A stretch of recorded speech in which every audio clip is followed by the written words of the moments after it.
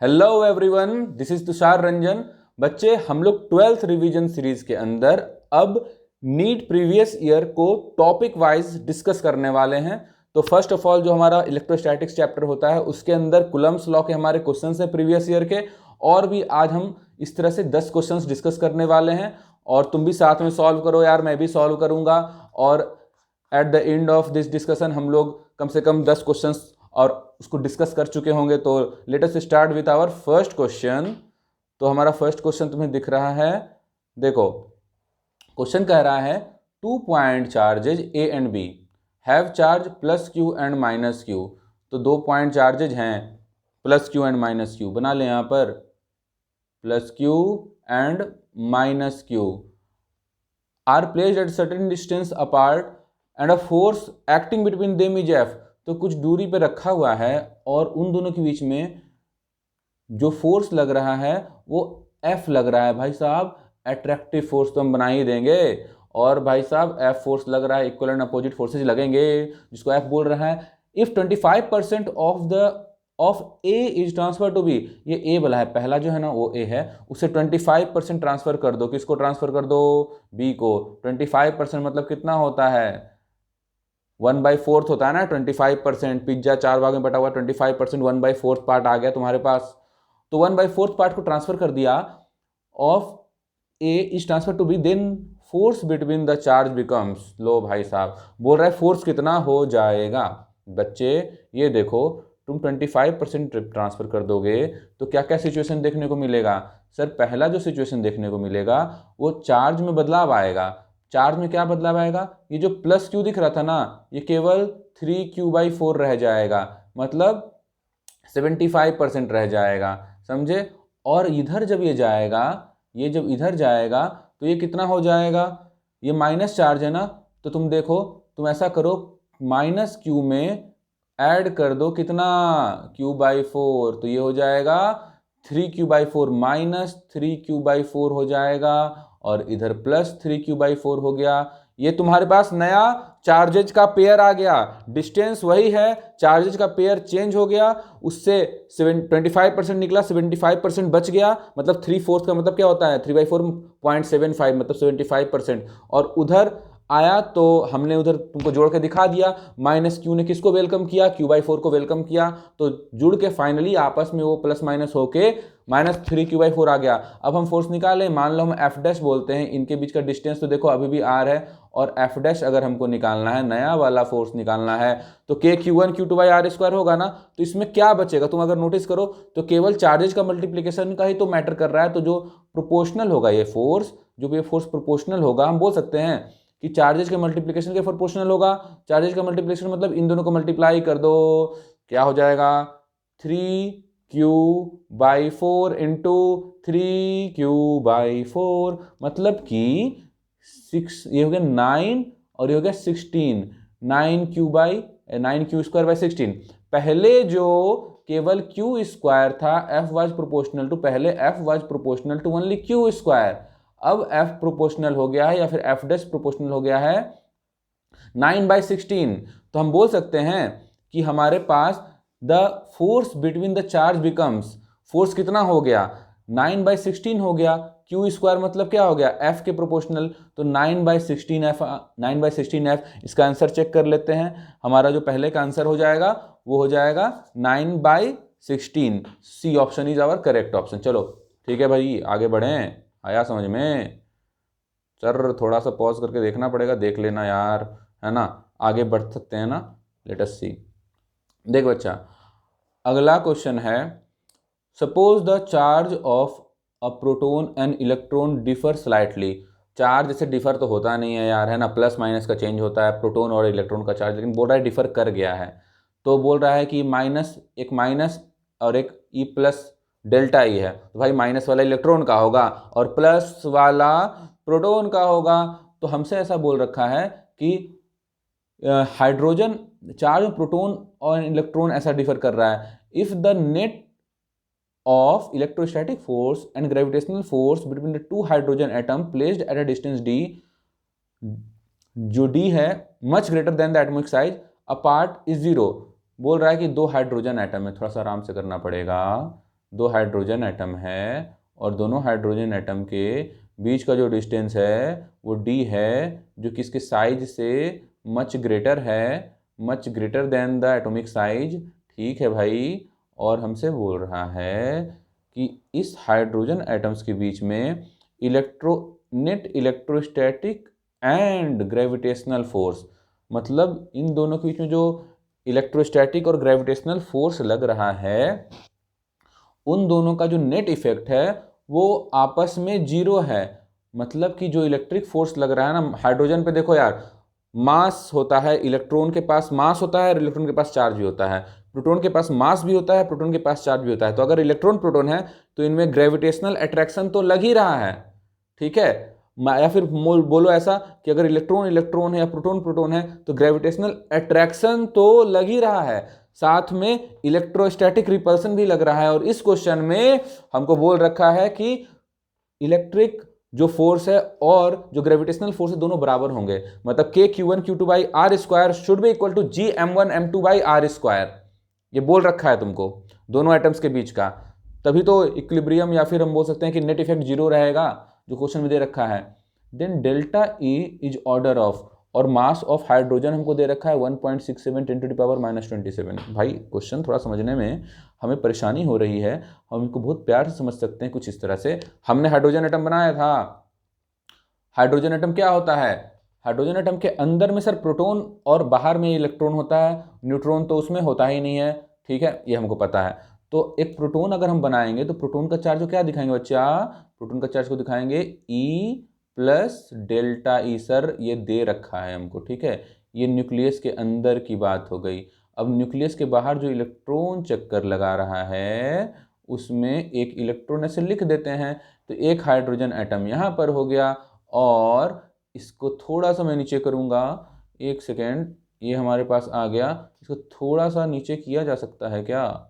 हाँ जी कर सकते हैं, जल्दी कर लीजिए तो अच्छा होगा। ये देखो कर लिया इसको नीचे, थोड़ा सा यहाँ पे कर लेते हैं, आ जाओ। तो भाई यहाँ पर देखो एक और हाइड्रोजन एटम बनाना पड़ेगा, बना लें। देखो देखो देखो, E प्लस डेल्टा, ये एक प्रोटॉन हो गया अंदर में न्यूक्लियस के अंदर में, और एक इलेक्ट्रॉन चक्कर काट रहा है। ठीक है, अब बोला जा रहा है कि सर आपको इस पे ग्रेविटेशनल और इलेक्ट्रोस्टैटिक दोनों कैलकुलेट करना है। तो ग्रेविटेशनल क्या हो जाता है, ग्रेविटेशनल फोर्स हो जाता है अगर हम ध्यान दें तो। अच्छा एक देखो तो एक बात, यहाँ पर माइनस इलेक्ट्रॉन है ना, और यहाँ पर हम बोल सकते हैं ये कैंसिल हो गया, ये कैंसिल हो गया, अरे वाह। तो इसका मतलब है डेल्टा ई और डेल्टा ई बचा है केवल, तो इलेक्ट्रोस्टैटिक फोर्स तो केवल इसमें लगने वाला है, किसमें लगने वाला है, के Q1 Q2 by R square. तो के, इसको लिखें के Q1 Q2 मतलब डेल्टा ई स्क्वायर के Q1 Q2 by R square is equal to G M1 M2। देखो भाई हाइड्रोजन का मास नीचे दिया हुआ है 1.67 10 टू द पावर -27, तो M1 M2 by R square. ठीक है, चलो अब हम आगे देखते हैं बच्चा, बात ऐसी हो गई है ना। अब देखो आगे हमको क्या करना चाहिए, ये कैंसिल हो गया। अब हर चीज़ का वैल्यू नहीं दिया हुआ है क्या, के का वैल्यू कितना हो जाता है, क्या होता है 9। इसको थोड़ा सा और छोटा कर सकते हैं तो और हमें सहूलियत मिल जाएगा यार, है ना, जो कि ये मान ही नहीं रहा है पीछे जाने के लिए, हमको एकदम छोटा सा डॉट चाहिए। हाँ ठीक है, तो चलो 9 इंटू 10 टू द पावर 9 लिख लेते हैं, और ऊपर यहाँ पर ई स्क्वायर का ही तो ऑर्डर बताना है, इसको मत छेड़िए। और इसका क्या हो जाएगा sir, 6.67 into 10 to the power -11, और मास ऑफ हाइड्रोजन कितना दे 1.67। देखो यार ये प्रोटॉन का मास है, ठीक है, इलेक्ट्रॉन हल्का होता है ना, 1000 गुना हल्का होता है, -31 चलता है, इसलिए उसको नेग्लेक्ट कर दिया गया है। ठीक है, तो डायरेक्ट हम हाइड्रोजन का ही मास है ना, वो प्रोटॉन का मास को ही हाइड्रोजन का मास मान रहे हैं, तो 1.67 इंटू 10 टू द पावर -27, और if I am not wrong then इसका स्क्वायर करेंगे। ठीक है भाई, ये ई स्क्वायर का ही तो वैल्यू निकालना है या फिर ऑर्डर निकालना है। देखो नीचे देखो भाई, ऑर्डर निकालना है, और मैं तो छुप ही गया हूँ, इसको मेरे को भी देख लो थोड़ा। हाँ ठीक है, ध्यान है। चलो अब देखो, ये जो ई है, ई स्क्वायर है, उसको कैसे लिख सकते हैं? पहले डेल्टा ई स्क्वायर इधर लिख लेते हैं, तुम भी कैलकुलेट कर सकते हो। देखो ऊपर में कितना पावर हो जाएगा, हमको ऑर्डर निकालना है, तो -11, ये -54, तो 10⁻⁻11 -54, 27 का स्क्वायर कितना हो जाएगा? 27 × 2 हो जाएगा बेसिकली, स्क्वायर नहीं 2। तो अब इसको देखिए 65 हो गया, तो ये हो गया बेसिकली कि 10⁻⁻65, और यहाँ पर से 9 आएगा, 9 इधर आएगा, तो -9 बन जाएगा, और यहाँ पर डेल्टा ई स्क्वायर अभी भी बचेगा, और ये कितना हो जाएगा? 10⁻, इसमें जोड़ो तो -74, ये हो गया -74, 65 और 9 को जोड़ो -74, और इसका अब रूट अंडर लेंगे ना, डेल्टा ई को निकालना है बच्चा, तो इसका रूट अंडर लेंगे। हाँ सर, तो रूट अंडर से बाहर तो निकालो, 74 का आधा करो तो 70 का आधा 35 होता है, तो 74 का आधा 37 होगा, 7, हाँ, तो 10⁻⁻37 इसका हमारा ऑर्डर आ गया। चलो आगे बढ़े, let us see our next question. भाई ऐसा ही है ना, प्रीवियस ईयर सारा का सारा निपटा लेंगे। चलो अब देखते हैं, मेरे को भी ऊपर आने का मौका मिलना तो चाहिए, बट मुझे लग रहा है कि डिस्टर्बेंस ही क्रिएट होगा। भाई नीचे ही रहने दो इधर, और आगे आते हैं। यहाँ पर स्पेस तो मिला है, इसको छोटू कर देते हैं थोड़ा सा। हाँ भाई चलो ऊपर चलो, हाँ चलो लेट अस सी। अब देखते हैं, 2 identical spheres suspended from a common point by 2 massless string of length L। देखो भाई, 2 massless स्ट्रिंग है, और उससे 2 इस तरह से मास हैंग हो रखे हैं, उनमें कुछ चार्ज दे रखा है, मासलेस वो स्ट्रिंग है, लेकिन 2 आइडेंटिकल चार्जेज हैं, चार्ज स्फेयर हैं, हैंग हो रखे हैं। ठीक है, तो हम हैंग कर लेते हैं ना। बोल रहा है ऐसे हैंग हो रखे हैं भाई, ऐसे हैंग हो रखा है, ये ऐसा। हाँ, और बोल रहा है कि डिस्टेंस दोनों के बीच का d है, और लेंथ दोनों का l है, और अब बोला जा रहा है कि म्यूचुअल रिपल्सन चल रहा है दोनों चार्जेस के बीच में, मान सकते हैं दोनों का म्यूचुअल रिपल्सन चल रहा है F और F। ठीक है, the charges begin to leak from both the spheres at a constant rate. मतलब चार्ज लीक कर रहा है, मतलब dq/dt यहाँ पर कांस्टेंट है, चार्ज लीक कर रहा है भाई, गजब ही बात हो गया है ना। ये कांस्टेंट है ना, और लीक कर रहा है और कांस्टेंट है, मतलब यहाँ से जो चार्जेस था ना वो धीरे धीरे खत्म हो रहा है। तो क्या होगा?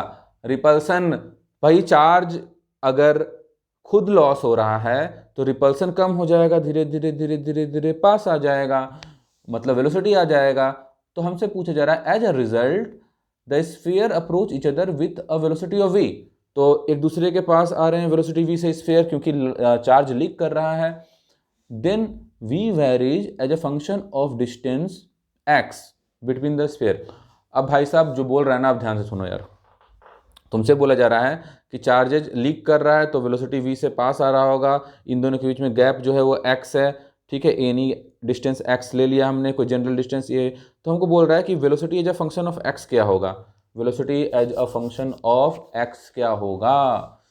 तो देखो बच्चे, इस क्वेश्चन को करने के लिए हमको थोड़ा सा इस बात पे ध्यान देना पड़ेगा, d is smaller than l, इसका यूज कर सकते हैं। तुम एक बात सोचो, मैं बस इतना बनाऊंगा यहाँ पर, पहले तो मैं इसको मिटा देता हूँ, तुमको क्वेश्चन समझाने के लिए था। ठीक है, देख लिया। अब सुन बच्चा, इसको हटाओ और यहाँ पर हो जाए रेड मार्कर का यूज़। ये चलो देख बच्चा, इसको थोड़ा सा और अगर हम ऐसे सेपरेट कर लें, थोड़ा सा और सेपरेट कर लें, तो हमको साफ साफ थोड़ा दिखाई देगा कि भाई ये डिस्टेंस है d/2, ये डिस्टेंस है l, ये है थीटा। ठीक है, अब यहाँ पे होता है चार्ज, तो नीचे की तरफ होता है mg, और इधर होता है इलेक्ट्रोस्टैटिक फोर्स। ठीक है, तो हम बोल सकते हैं इधर होता है टेंशन, और इधर होता है फिर से थीटा। ये तो तुम देख रखे हो कभी। तो टेंशन क्या हो जाएगा, टेंशन का कॉस थीटा साइन थीटा आएगा। तो देखो, तो मैं इसको भी मिटा रहा हूं और मैं लिख रहा हूं उस साइड में कि भाई साहब ये जो हमारा टेंशन का जो कंपोनेंट है साइन थीटा वाला, किसके बराबर हो गया?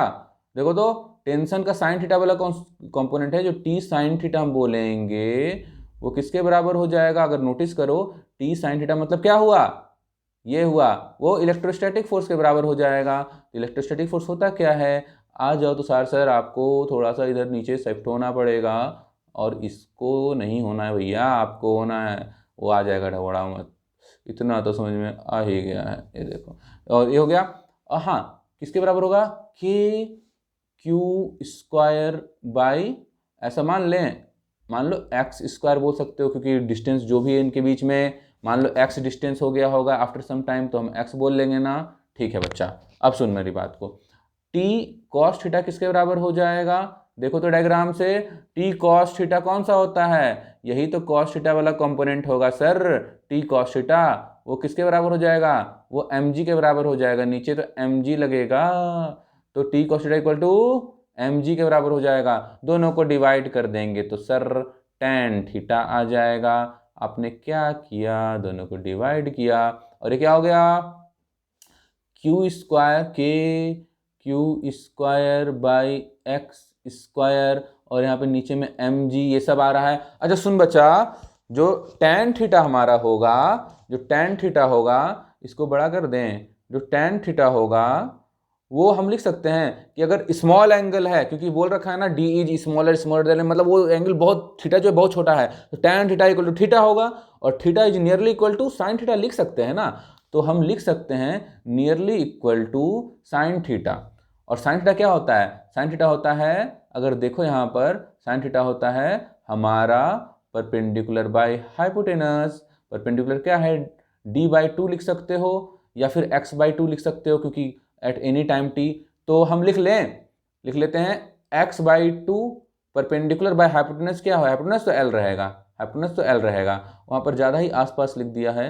तो हाँ, x बाई टू क्यों लिख रहे हैं? क्योंकि एट एनी डिस्टेंस x है वो, तो हम लिख लेते हैं x by two.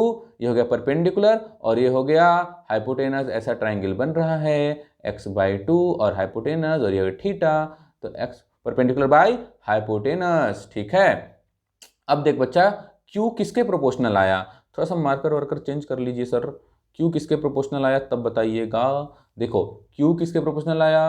q is proportional to, देखो तो x क्यूब आ रहा है, इन दोनों को मल्टीप्लाई करो, x क्यूब आ गया, और यहाँ पे टू था ना, वो 3/2 बना दिया इसको। बाकी सब तो कहानी है, बाकी सब तो कांस्टेंट है, मुझे तो रिलेशन डेवलप करना है ना कि किसके प्रोपोर्शनल चल रहा है, इसीलिए मैं ज़्यादा झंझट नहीं ले रहा हूँ, समझो मेरी बात को। चलो हाँ, अब क्या करें बच्चा? देख, हमको D Q by D T constant दे रखा है ना, तो क्यों ना डिफ्रेंशिएट करें इसको, D Q by D T. अब इसको डिफ्रेंशिएट किए हैं, प्रोपोर्शनल लेके चल रहे हैं, इसको भी डिफ्रेंशिएट कर दो, देखो तो क्या होता है। इसको दो, ये हो जाएगा 3/2, ये हो जाएगा x, और 3/2 का डिफ्रेंशिएट -1 करोगे तो 1.5 में से 1 गया तो आधा बचेगा, और इधर dx बाई डी टी आ जाएगा। देखो यार, इसको मैं ज़्यादा देर तक नहीं देखो, dx बाई डी टी का मतलब क्या हो गया? v हो गया। डिफ्रेंशिएट टाइम के रिस्पेक्ट में कर रहे हैं ना, तो यहाँ पे dx बाई डी टी बच जाएगा, जिसको हम लोग ब्यूटीफुली बिल्कुल v बोल सकते हैं, तो हम बोल देते हैं भाई, है ना, यहाँ पर v लिख देते हैं। चलो अब देख बच्चा, ये कांस्टेंट हुआ 3/2, D Q by D T भी तो कांस्टेंट दे रखा है, तो कांस्टेंट को कर दो टाटा बाय बाय, कांस्टेंट को कर दो टाटा बाय बाय, और अब देखो v इज प्रोपोर्शनल टू, नीचे में आ जाएगा x टू द पावर 1/2, मतलब रूट अंडर, तो हमारा कौन सा ऑप्शन सही हो जाएगा? x टू द पावर -1/2 बोला, क्योंकि नीचे में रूट अंडर आया है, तो थर्ड का ऑप्शन नंबर हमारा आना चाहिए ए। ठीक है बच्चा, चल आगे बढ़ सकते हैं। ठीक है सर, बढ़िए आगे। अब तुम देखो ना, ये भी बात सही है ना यार, कि देखो अगर डिस्टेंस घटेगा तो वेलोसिटी बढ़ेगा, खत्म हो गई बात। हाँ सर, लेकिन है ना, इन्वर्सली डायरेक्ट रूट के अंदर आ गया है, तो बस वो ध्यान रखना था। चलो बच्चे, मैं भी अपना इधर थोड़ा सा शिफ्ट हो जाता हूँ। अब हम लोग अगला क्वेश्चन करेंगे, तो ये देख बच्चा, इधर रखते हैं अपने आप को, और अगला क्वेश्चन करते हैं। और इसको तो टाटा बाय बाय हमने बोल दिया है ना जी, फिर क्यों आ रहा है ये, हटाओ इसको। चलिए सर, ये सब नीट का क्वेश्चन है, भरोसा नहीं हो रहा है, क्योंकि थोड़ा सा तो हैवी ड्राइवर है ये सब, हटाओ इसको। हाँ, अब देखते हैं, सुनो, two pith balls carrying equal charges are suspended from a common point by a string of equal length. तो यही दे रखा है तुमको, दिख रहा है ना, इक्वल लेंथ पिथ बॉल मतलब चार्ज होता है इस पे, और इक्वल लेंथ मतलब ऐसे एल एल इक्वल लेंथ है। Now the string are rigidly clamped at the half of the height. देख बच्चा, y पे था ना पहले, अब y/2 पे आ गया है, हाफ ऑफ द हाइट पे ये क्लैम्प कर दिया गया है। ठीक है सर, समझ गए, क्लैम्प कर दिया गया है। अब क्या करना है देखो, at a distance them are. तो देख बच्चा, पहले जो डिस्टेंस था वो कितना था, वो r था। तुम अगर नोटिस करो ना इसको, तो पहले डिस्टेंस r था और अब r डैश है। यहाँ पर देखो ना, वो छोटा सा डायग्राम में क्या देख रहे हो, r। Now the strings are rigidly clamped half of the height. अब हमको बोल रहा है कि equilibrium separation between the ball now. अब इन दोनों के बीच में सेपरेशन कितना होगा। कैसा क्वेश्चन है यार ये। देखो, पहले बोला जा रहा है कि जो डिस्टेंस है वो r है, अब हाफ पे क्लैम्प कर दिया गया तो डिस्टेंस फिर से ये फैलेगा, तो डिस्टेंस r डैश मान लिया गया है। ये कितना मान लिया गया, r डैश। ये पहले डिस्टेंस r था। तो यही रिलेशन वगैरह निकालना है। देखो, तुम ऑप्शन देखोगे तुमको समझ में आ जाएगा कि ऑप्शन में सर कैसा दिया हुआ है। लेट अस सी। देखो बच्चा, ऑप्शन ऐसा दिया हुआ है कि जो नया डिस्टेंस आएगा वो पुराने डिस्टेंस से क्या रिलेशन है, नया डिस्टेंस का पुराने डिस्टेंस से क्या रिलेशन है, नया डिस्टेंस का, है ना। तो आ जाओ सर, देख लिया जाए क्या रिलेशन है। हाँ जी, देखते हैं। इसको हटाओ, चलिए आगे बढ़े। सुनो बच्चे, तो हमको ये पता लग गया है कि ये पहले तो मान लो ये y था और यहाँ पर ये लेंथ l था, ठीक है, यहाँ पर कुछ थीटा था। ये डिस्टेंस कितना था पहले, ये r/2 था ना। अब देखो यहाँ पर क्या बोल सकते हैं कि यहाँ से यहाँ तक तो कुछ हो नहीं रहा है, यहाँ पे डायरेक्ट आया है, और ये r'/2 भी बोल सकते हैं, कुछ भी बोलो, है ना। अभी देखते हैं क्या यूज है, अभी समझ में नहीं आ रहा है इस चीज़ का मतलब। अब देखो बच्चा, इसको थीटा डैश बोल सकते हैं, थीटा डैश, ठीक है ना, क्योंकि कुछ और एंगल हो गया होगा। थीटा डैश बोल तो सकते हैं सर, उसमें तो हमको कोई दिक्कत नहीं लग रहा है। अच्छा सुनो, अगर हम ये कर लिए हैं तो हम क्या कर सकते हैं, हमको पता है ना चार्जेस तो अभी भी सेम है, चाहे वो कंडीशन हो चाहे वो कंडीशन हो, है ना। यहाँ पर हाफ पे क्लैम्प कर दिया था ना भाई, समझो ना बात को, हाफ पे क्लैम्प कर दिया था। तो यहाँ पर y था, तो यहाँ पर कितना हो गया होगा, y/2 हो गया होगा। समझ रहे हो उस बात को। अब देखो, हम ऐसा सोच सकते हैं कि यहाँ पर tan थीटा की वैल्यू क्या आ रही है, r/y। यहाँ पर tan थीटा की, थीटा डैश की वैल्यू क्या आ रही है, r/2/y/2। और tan थीटा का क्या रोल हो सकता है, tan थीटा का रोल होता तो है यार इसमें, क्योंकि लेट अस सी tan थीटा देखते हैं। तो tan थीटा यहाँ पर आ गया r/2 और नीचे में y, और यहाँ पर tan थीटा डैश आ गया r'/2 और y/2। समझो, उसको ऊपर भेज दिए हैं, ठीक है। तो tan थीटा का रेशियो तो हमको पता लग गया, और यहाँ पर हमसे ये भी तो एक्सपेक्टेशन है कि, इसको हटाओ पहले, ठीक है। यहाँ पर हम क्या कह सकते हैं कि जो हमारा tan थीटा का एक वैल्यू आता है जो पहले भी आया था। तुम अगर नोटिस करो पिछले वाले क्वेश्चन में कभी ऐसे रहता है ना, एक वैल्यू हम लिख सकते हैं अपने मन से ऐसा। सुनो बच्चा, ये ऐसे भाग रहा है ना, तो इसको इधर electrostatic T cos theta T sine theta लिखते हैं ना, तो क्या आ गया था कि T sine theta by T cos theta. तो टी साइन थीटा किसके बराबर आया था पिछले ही क्वेश्चन में, देखो ना, टी साइन थीटा कौन सा था, ये थीटा था, तो ये था हमारा, ये टी था, ये टी साइन थीटा था। T sine theta electrostatic force के बराबर आ गया था, है ना। और टी साइन थीटा था इलेक्ट्रोस्टैटिक फोर्स के बराबर, मतलब के Q1 Q2 मतलब दोनों बराबर बाई r²। और टी कॉस थीटा किसके बराबर था यार, टी कॉस थीटा बराबर था सर, ये वाला mg के बराबर था टी कॉस थीटा, तो ये mg के बराबर था। इसका मतलब है tan थीटा जो होगा, जनरली जो tan थीटा होगा वो किस तरह से वेरी कर रहा है r के साथ, तो k q mg सब तो सब में कॉमन है, और हम लिख सकते हैं tan theta is proportional to, अभी लिख लें, प्रोपोर्शनल टू 1/r²। इसी से आएगा काम हमारा tan थीटा। और tan थीटा होता क्या है, tan थीटा हमको देख लो ना, ऊपर में हमने यहाँ पे लिखा है r/2y, तो लिख लो, इसको लिख लो हरे रंग से, तो इस पर हरा रंग डाला और इस tan थीटा जो है ऊपर से हमने लिखा है r डिवाइडेड बाई 2y लिख दिया, ठीक है। तो r क्या आ गया देखो तो, अरे भाई साहब, तो यहाँ से अगर देखा जाए तो ये जो r आ रहा है ना सर, ये सही आपने मार्क कर लिया है। ये जो r आ रहा है r क्यूब हो जा रहा है बेसिकली वो, और वो प्रोपोर्शनल हो रहा है इसको y को इधर भेज दो, y दिख रहा है ये वाला, इसको इधर भेज दो, ये y के प्रोपोर्शनल हो जा रहा है, ठीक है। पहला तो ये आ गया, ये 2 भी तो है साथ में, मल्टीप्लाइड बाई 2 है, ठीक है।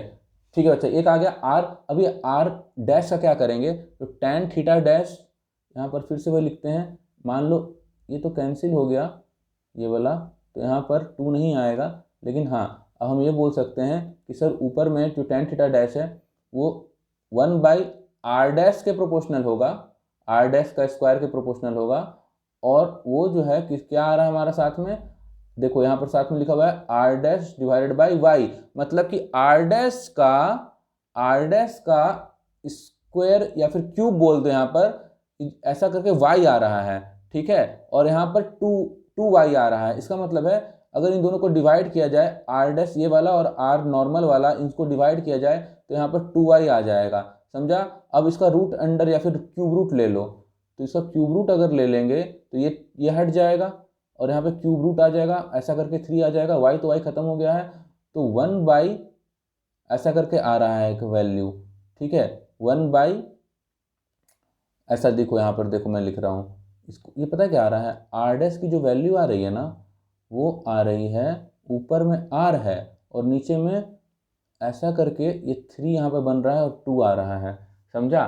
तो देखते हैं ऐसा कोई ऑप्शन है क्या, चेक कर लेते हैं। इधर हमारे पास ऑप्शन तो आएगा इसका, हमने इधर इसको डिलीट किया, ये याद रखना, और ये ऑप्शन नंबर देख लेते हैं कौन सा आता है। तो आइए सिलसिले आगे बढ़ाए जाएं, आओ भाई, कौन सा ऑप्शन आए हो तुम इतने मुश्किलों के बाद। आई थिंक ये वाला नहीं, ये वाला ऑप्शन आ गया, ठीक है। चलो तो भाई ये वाला काम हो गया ख़त्म, और आगे बढ़ते हैं बच्चे, ठीक है। देखो अगला क्वेश्चन ऐसा है कि बोल रहा है कि 2 positive ions each having charge q are separated by a distance d। तो ठीक है भाई, तो चार्ज q डिस्टेंस d से सेपरेट हो गया है। बोल रहा है if f is the force of repulsion, लो ना भाई, f is the force of repulsion, हाँ, between the ions, number of electrons missing from each ion will be. यार तुम्हें एक बात पता है, Q is equal to N होता है, नंबर ऑफ इलेक्ट्रॉन आ गया ना, Q is equal to N होता है।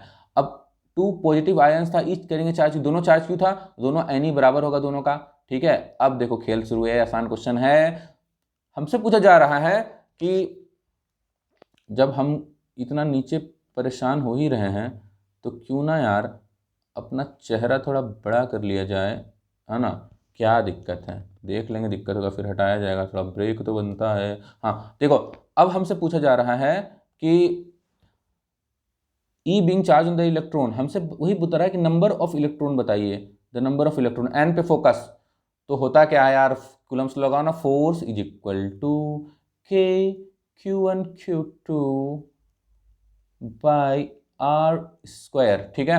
अब देख बच्चा, F R square divided by के, और यहाँ पर ई स्क्वायर भी आएगा, और साथ में यहाँ पे एन अगर लिख दें तो इसको रूट अंडर लेना पड़ेगा, और के अगर नीचे है तो के का मतलब होता है 4 पाई एप्सिलॉन नॉट, ऐसा करके ऊपर आ जाएगा, और यहाँ पर फोर्स है, यहाँ पे आर स्क्वायर है बाई ई स्क्वायर, समझ रहे हो, कुछ नया नहीं कर रहे हैं भाई, ऑप्शन मैच करो। 4 पाई, ये हो गया आर मतलब डी हो गया डिस्टेंस, ठीक है, और ये हो गया ऐसा, तो ये हो गया ऑप्शन नंबर 5 का। चेक कर लेते हैं भैया, 5 का ऑप्शन हमारा सी आना चाहिए। चलो आगे बढ़ सकते हैं, बहुत ही बढ़िया, ये फोटो बड़ा करके सही काम हो गया, लेकिन ये तो अब यहाँ पे परेशान कर रहा है।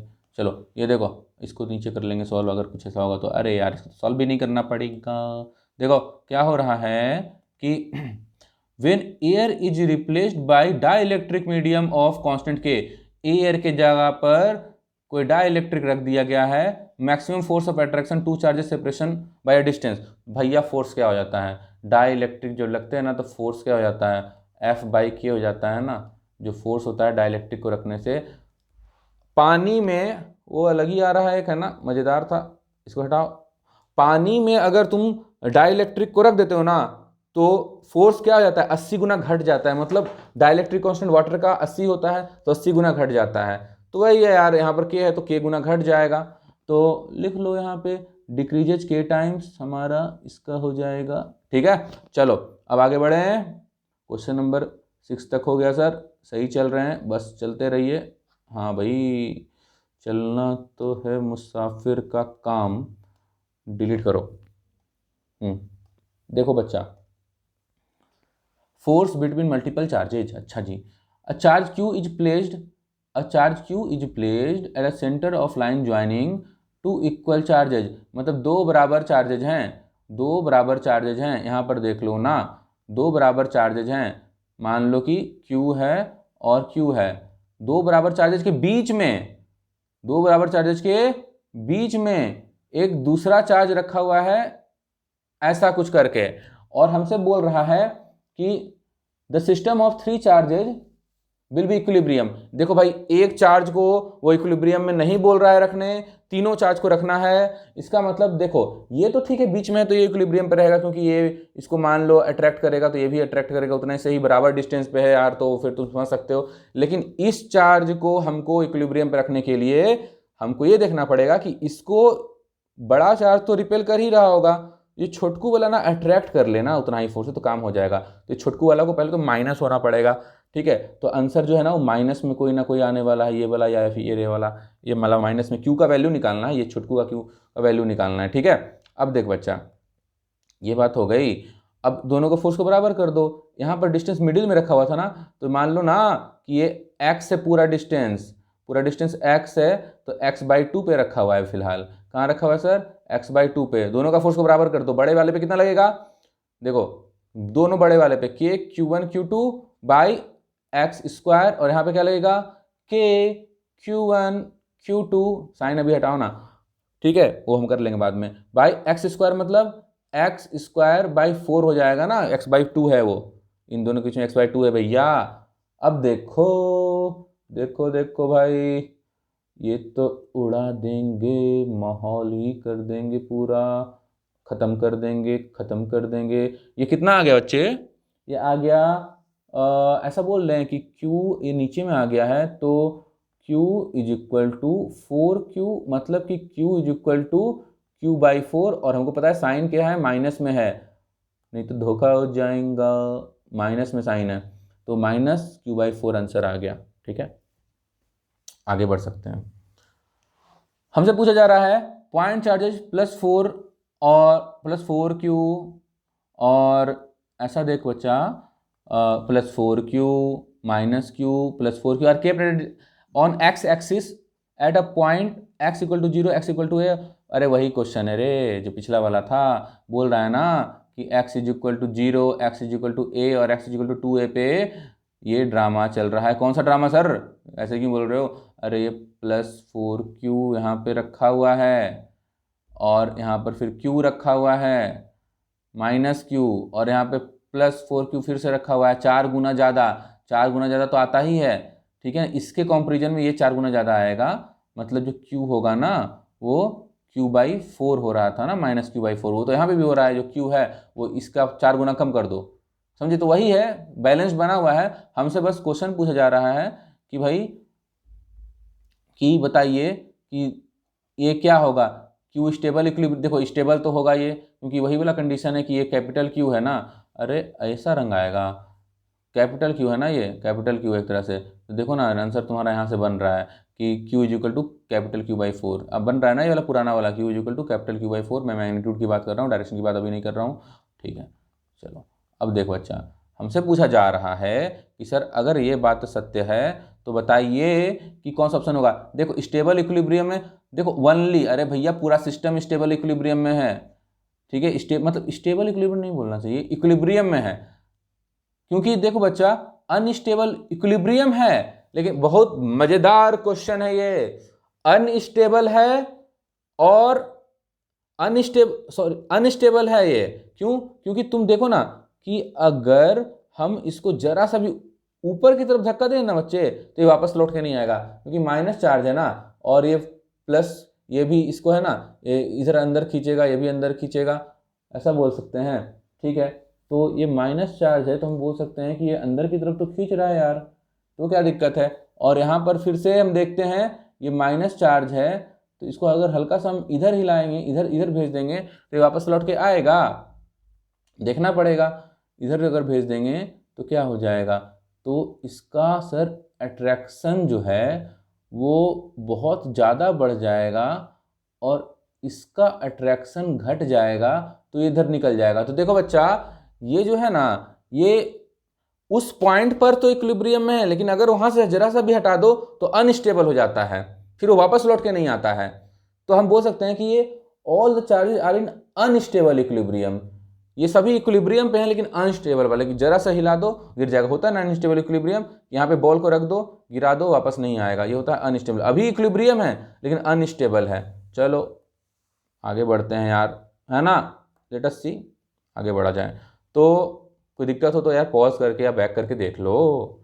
हाँ सर, ये देखिए एक 9वां क्वेश्चन, हम लोग बहुत करीब पहुंच चुके हैं और शायद ये बढ़िया काम हो जाए हमारा।